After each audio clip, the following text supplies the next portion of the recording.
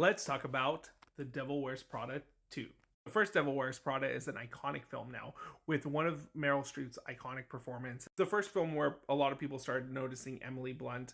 One of the first few movies that Anne Hathaway did after like her Disney stint. And of course, Stanley Tucci is great in everything. But to do a sequel almost 20 years later is kind of the trend right now. And I would say that they actually succeeded in giving us something that deserves the Devil Wears Prada title.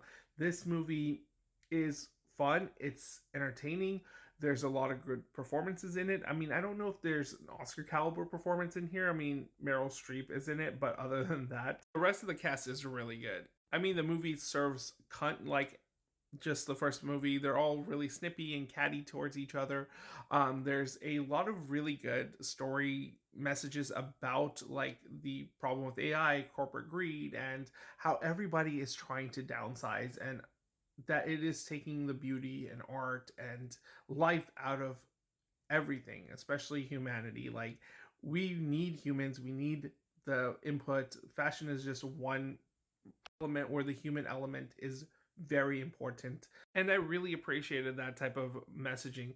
Does the film try to tackle a lot of themes like that? Yeah, I mean, it's trying to be very topical, but it does its job fairly well.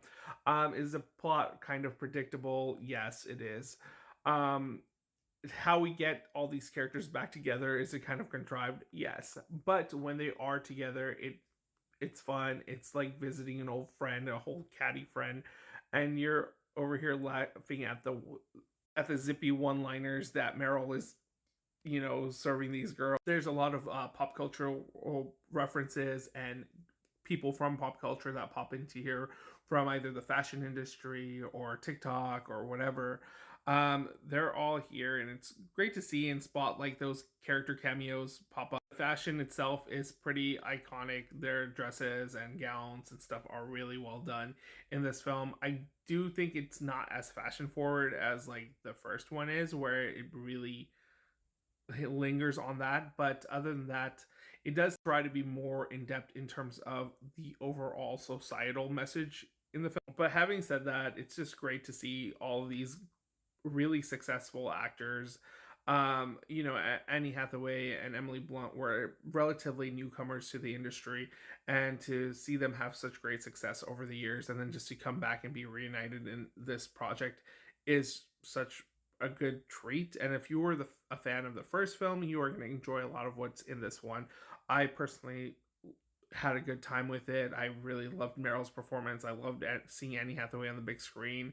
It's been a while since I've seen a movie of hers in theater. And as always, Stanley Tucci is just a delightful, and he's always great in everything he's in.